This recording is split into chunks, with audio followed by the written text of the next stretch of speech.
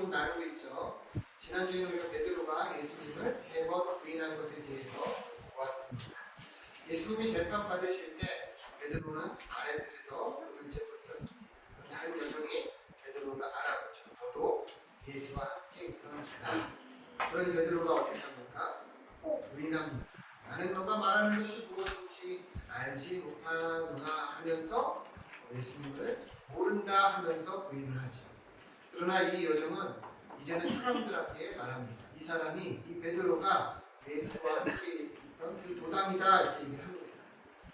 그러자 베드로는 두 번째 부인합니다. 똑같이 나는 그 사람을 알지 못한다. 그러나 그렇게 말할수록 사람들은 이 베드로의 말투를 보면서 이 베드로가 예수님의 제자인 것을 알아챘다고 했습니다. 그가 말하는 말투가 갈릴리 말투였기 때문이죠. 그러나 베드로가 뭐라고 합니까? 이제는 저주와 맹세까지 하며 예수님을 거절하고 부인을 합니다. 그러자 이때 어떤 일이 일어났어요? 닭이 2번 울면서 이제 예수님이 말씀하신 대로 이루어졌죠. 예수님은 베드로에게 너가 닭이 2번 울기 전에 3번 부인하리라 말씀하셨는데요. 그 일이 실제 일어난 것입니다.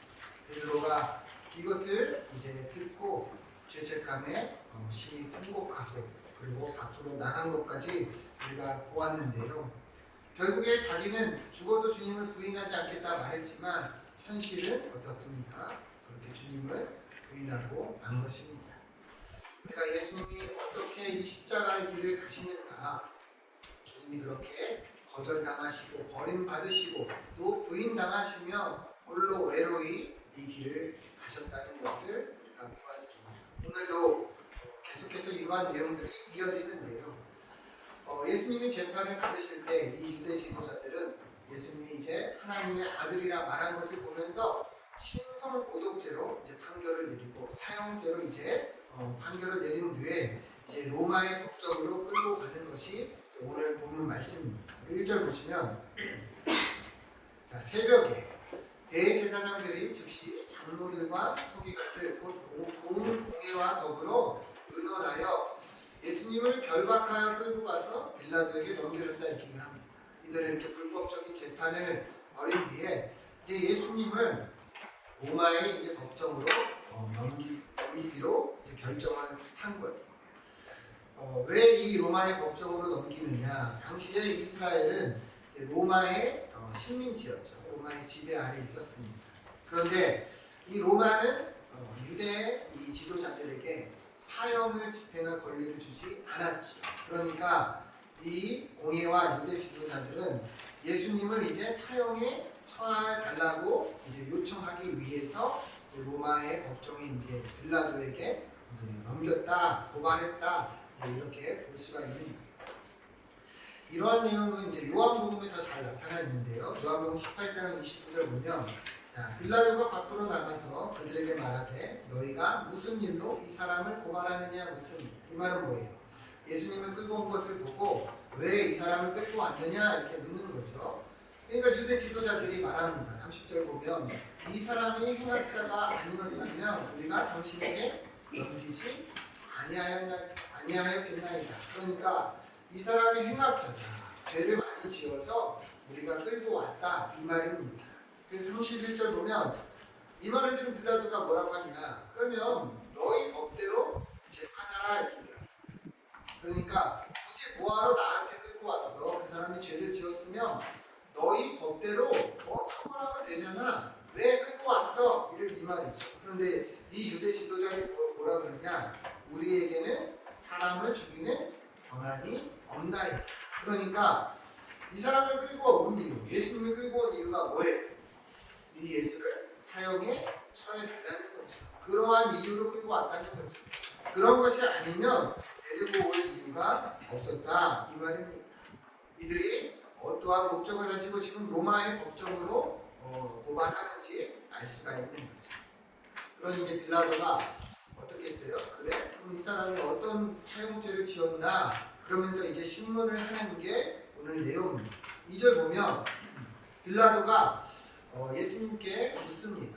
뭐라고 묻느냐? 잘 보세요. 너가 유대인의 왕이냐?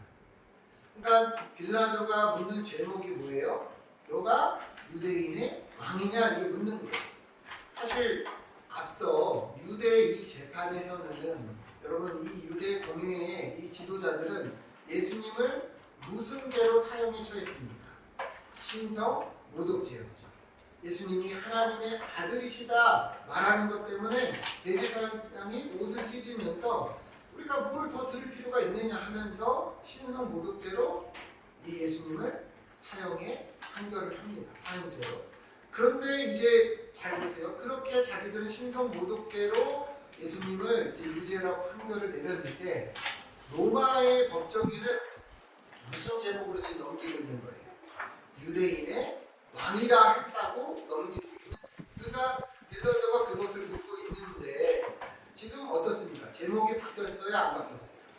바뀐 거죠. 유대인들은 신성 모독죄라고 했는데 로마에서는 유대인의 왕이라 이렇게 얘기를 한 거죠. 그러니까 여기에 의도가 있는 거죠. 여러분 잘 생각해 보세요.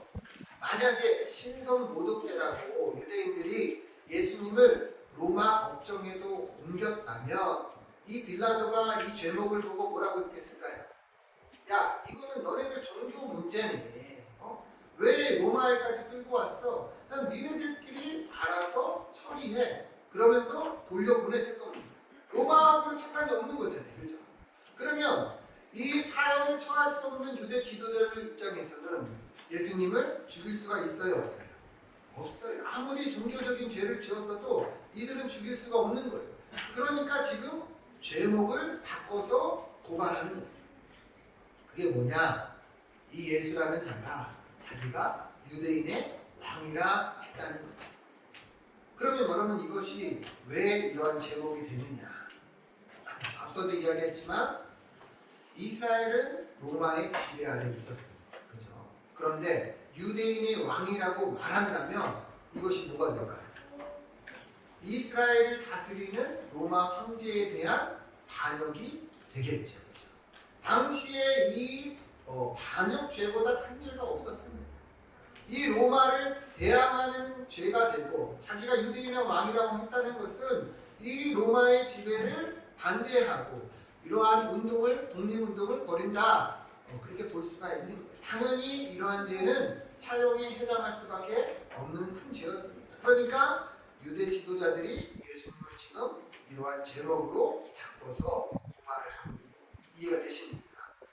그래서 빌라도가 예수님한테 너가 유대인의 왕이냐고, 너가 유대인의 왕이라고 했냐? 너 그러한 죄를 지었냐? 너 그렇게 정치적으로 반역을 꾀했냐? 이 말이죠. 그렇죠? 근데 예수님이 뭐라고 대답을 합니까? 내 말이 옳도다. 그러니까 이 짧은 문장 속에 많은 것이 들어있죠. 이 빌라도가 그렇게 묻는데 예수님은 이들의 의도를 알면서도 맞다는 거예요. 내가 유대인의 왕이다. 왜 예수님께서 그렇게 말씀하셨어요? 궁극적으로는 이것이 다 십자가의 길이고 하나님의 뜻을 이루기 위함이지만 예수님은 유대인의 왕이 맞습니까? 아닙니까? 당연히 맞지요.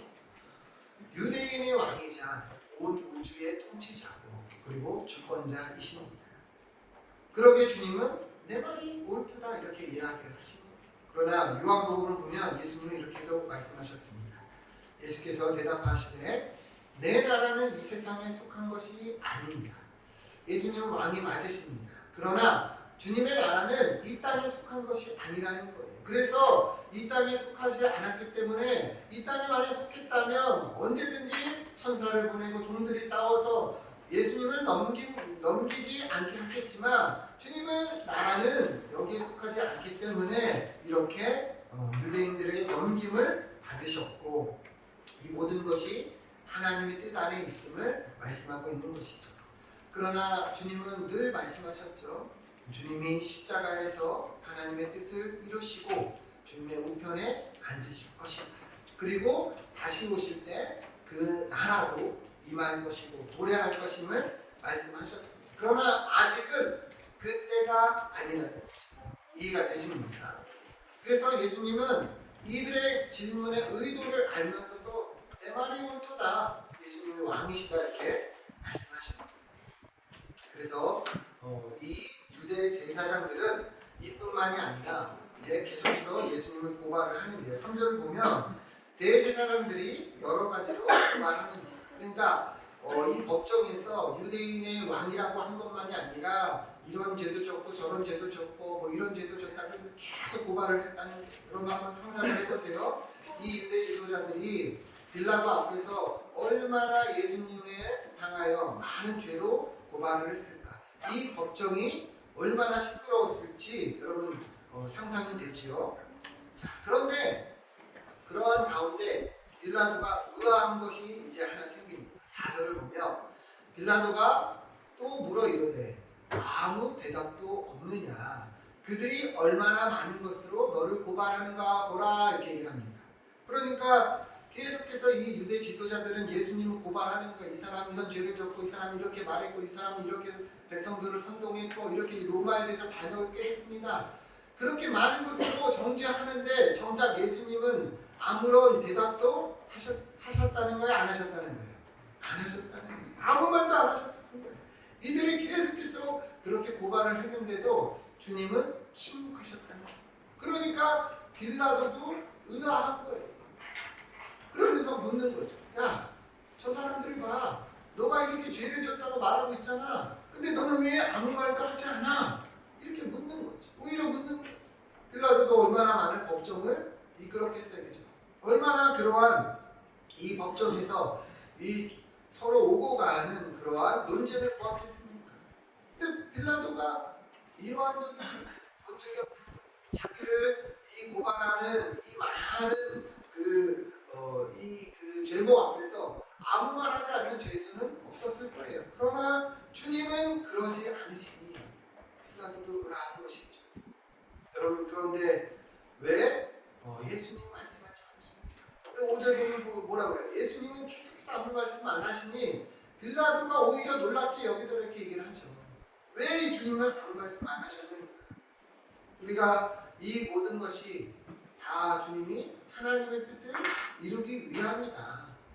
이전에도 우리가 이 유대 오늘 앞에서도 이야기를 했었죠. 이사야서 53장 7절 보면 그가 곤욕을 당하여 괴로울 때도 그의 입을 열지 아니하였으며 마치 도수장으로 끌려가는 어린 양과 털 깎는 자 앞에서 장정한 양같이 그의 입을 열지 아니하였다.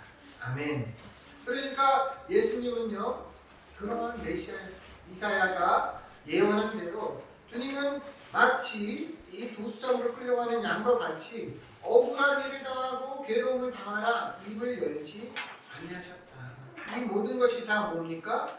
하나님의 뜻을 이루기 위함입니다. 그러나 오히려 이 빌라도가 이것을 이상하게 여겼다는 거죠.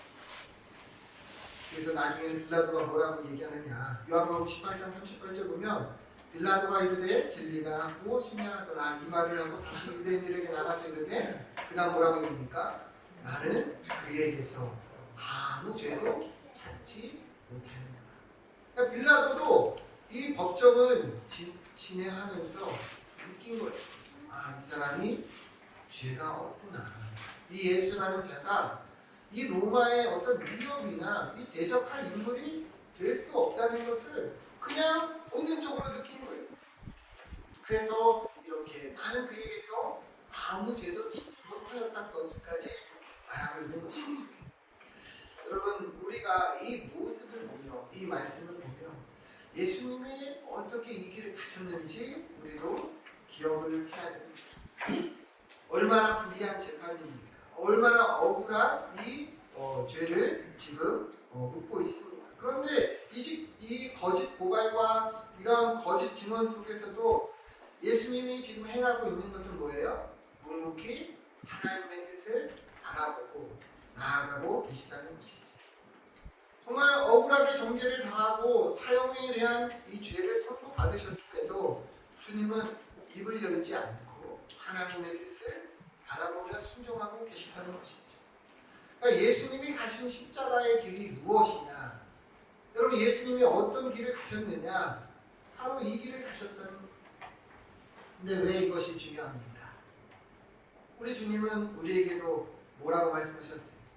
너희가 나를 따르려거든 자기를 부인하고 자기 십자가를 지고 나를 따르라 말씀하십니다.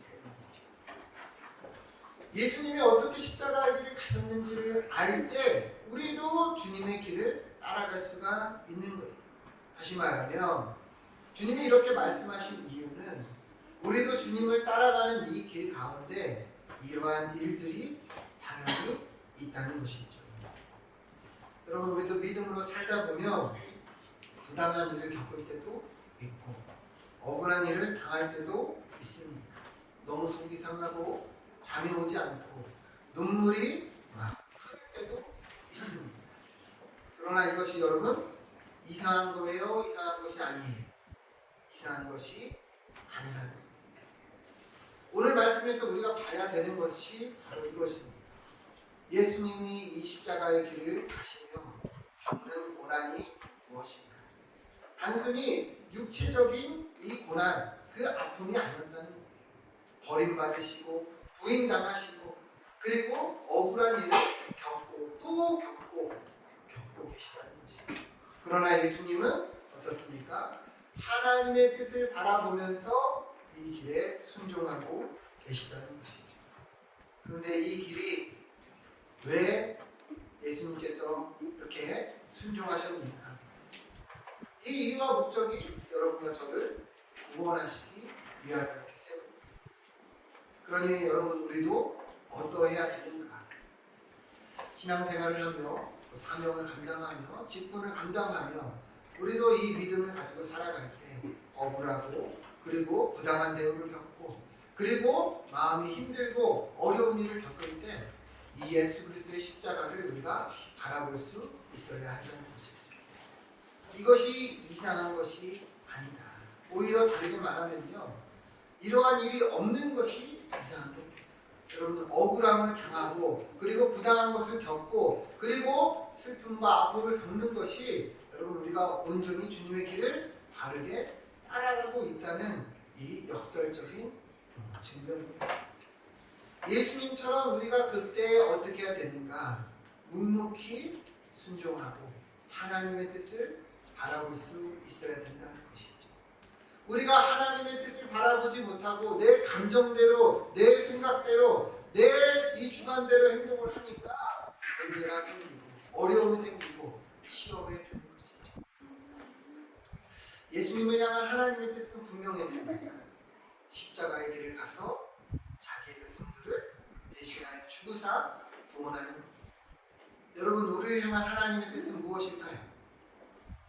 우리 에베소서 4장 1절부터 보시면 그러므로 주 안에서 갇힌 내가 너희를 권하노니 너희가 부르심을 받은 일에 합당하게 행하라. 다시 말하면 우리가 어떤 부르심을 받았는지 그 부르심에 합당하게 행하라는 건데요. 그게 뭐냐? 우리를 향한 하나님의 뜻은요. 2절 보시죠. 모든 겸손과 온유로 하고 오래 참음으로 사랑 가운데 서로 용납하고 평화를 맺는 줄로 성령이 하나 되게 하신 것을 힘써 지키라. 여러분 믿으십니까? 여러분과 저를 향한 하나님의 뜻은 분명합니다. 여기에 다퉈라, 여기서 억울한 일을 당하면 싸우라 이런 말이 있어요? 없어요? 없어요. 겸손하게. 겸손이 뭡니까? 다른 사람을 나보다 높게 여깁니다. 온유가 무엇입니까? 온유가 뭐예요? 우리가 따뜻한 마음으로 말해주고 대해주는 것이죠. 그 사람이 나에게 따뜻한 말을 할 때 그렇게 하는 게 아니죠. 그죠? 모든 것에 있어서 우리가 오래 참고 사랑 가운데 용납하는 거예요. 여러분 이러한 길을 가기 위해서는 우리가 어렵고 힘들 수밖에 없습니다. 그러나 예수님이 나를 위해서 그 길을 가셨다는 것, 입을 열지 않으셨던 것, 여러분 우리도 그러하기를 축원드립니다. 예수님께서 하나님의 뜻을 바라보면서 이 길을 가셨습니다. 우리도 하나님의 뜻을 바라보면서 기꺼이 순종할 수 있어야 된다는 거죠. 마가복음 10장 45절 보면 예수님이 이렇게 말씀하셨어요. 인자가 온 것은 섬김을 받으려 함이 아니라 도리어 섬기려 하고 자기 목숨을 많은 사람의 대속물로 주려 합니다. 예수님은 섬기려 오셨습니다. 그분을 따르는 우리도 똑같은 거죠. 여러분, 우리도 섬김을 받고자 하십니까? 섬기려 하십니까? 여러분, 십자가의 길은요 다른 것이 아니에요. 섬기는 길이고 낮아지는 길이고 하나님의 뜻을 향하는 그 길입니다. 여러분, 우리 이 신앙생활 하면서 특별히 우리 교회 안에서 여러 가지 지금까지 믿음 생활하면서 많은 어려움을 겪고 또 속상하는 일을 겪고 고난과 아픔을 겪으셨다면 여러분, 그게 맞는 일이에요. 여러분, 그것이 우리 주님이 가신 길입니다. 여러분, 주님은 나를 위해서 이 십자가를 지고 가셨는데 우리는 주님을 따른다 하면서 무슨 부귀와 영광을 누리려 하고 있습니까? 우리는 주님을 믿는다 말하면서 어떤 길을 가고자 하냐는 것이죠. 예수님은 좁은 길을 가라 하셨어요.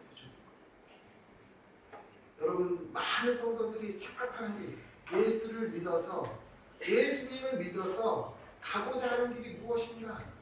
자기가 높아지고 자기 영광이 나타나고 자기가 잘되고 자기가 인정받고 자꾸 그 길을 가려고 합니다. 그러면서 신앙생활하면서 조금만 어려움이 생기고 조금만 억울한 일이 생기고 조금만 부당한 것이 생기면 견뎌내질 못하는 거예요. 어떻게 교회가 그러냐, 어떻게 성도가 그러냐. 여러분, 잘못 착각한 것이죠. 교회는 그런 것이 아닌 것이고 성도는 그러한 길을 가는 거예요. 내가 죽는 길이고 내가 죽어지는 길이고 내가 낮아지는 길이고 주님이 나를 위해서 먼저 행하신 그 길을 따라가는 길입니다. 여러분, 우리 공동체가 그러하길 소망합니다. 여러분, 낮은 곳으로 가세요. 제가 지난번에 어떤 목사님 말씀드렸는데 그런 말씀하셨어요. 왜 자꾸만 이 교회 안에 이 십자가가 없는가? 왜 예수님이 이 교회 안에 없는가? 사람들이 자꾸만 높은 자리에 있기 때문이라는 거예요. 예수님은 낮은 곳에 있는데, 섬기는 자리에 있는데, 희생하는 자리에 있는데 우리는 그런 자리를 안 가려고 하니까 은혜도 없고 예수님과 함께하지를 못한다. 이렇게.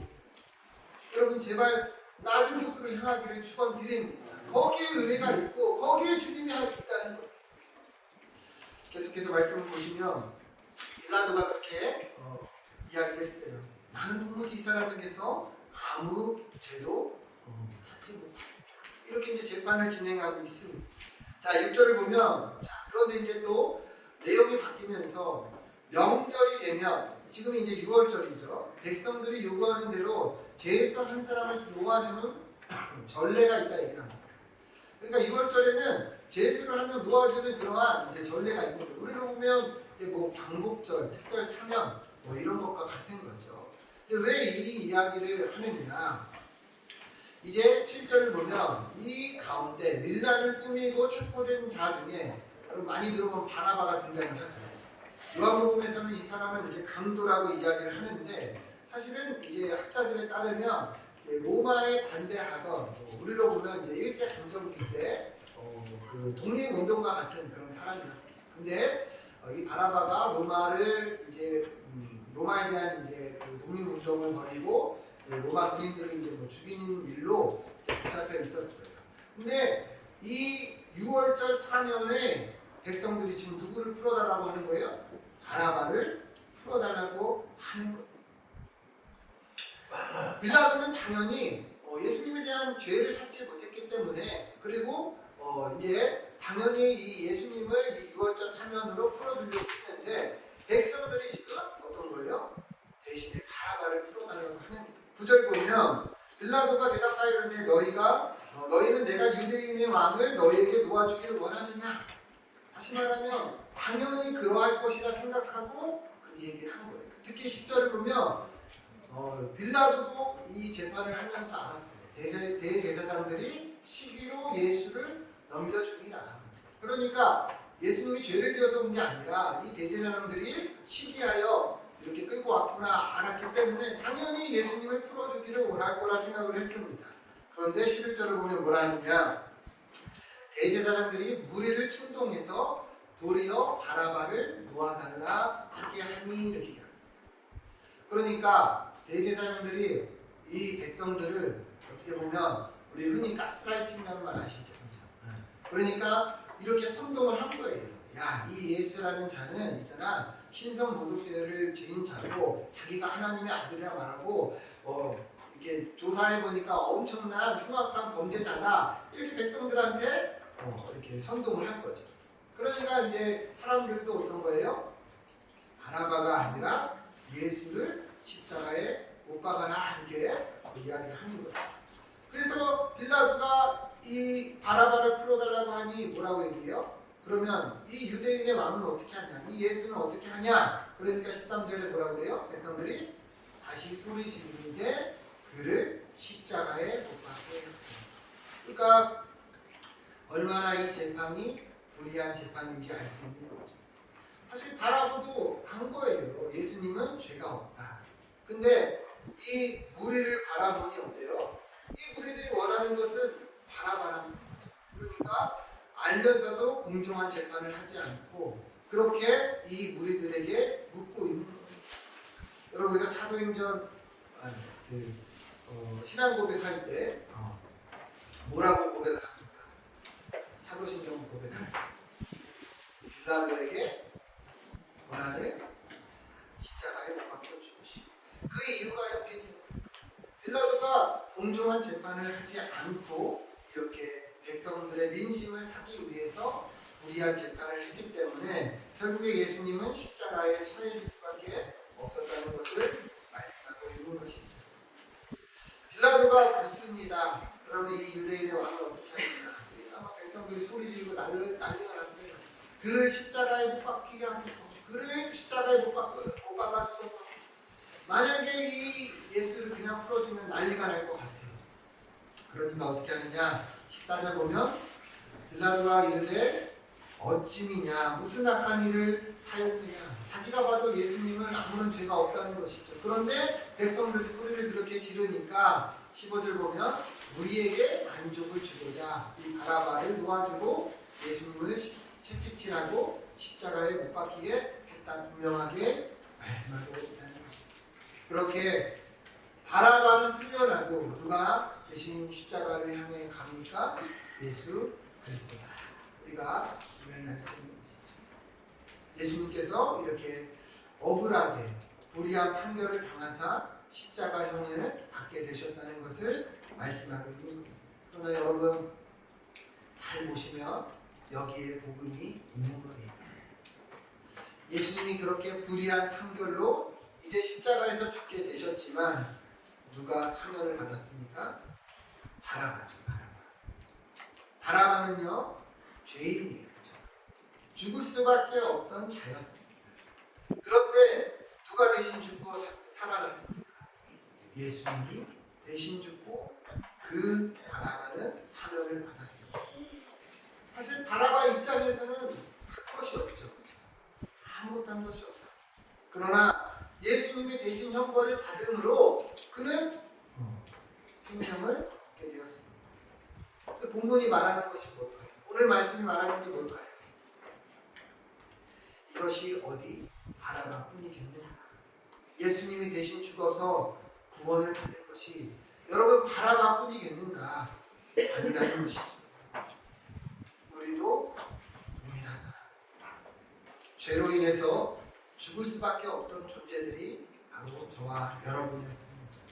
영원한 지옥의 형벌을 피할 수 없는 자들이 바로 우리였다는 거죠. 그러나 예수님이 십자가에 달려 죽으심으로 우리가 구원을 받았습니다. 여러분과 제가 그 바라바라는 것을 분명히 알기를 축원드립니다. 내가 바라바라는 내가 원래 죽었어야 된다는 거죠.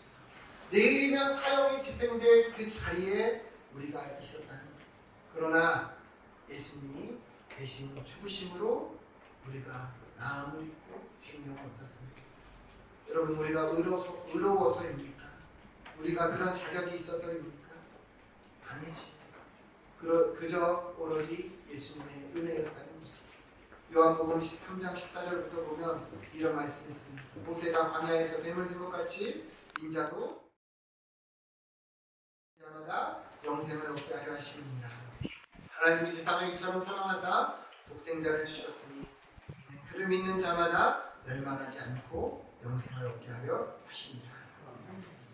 이 요한복음 3장 16절의 말씀, 그 말씀대로 우리가 구원을 받는 것입니다. 내가 죽어야 할 자리에 예수님이 대신 죽으심으로 우리가 생명을 얻고 나음을 얻는 것입니다.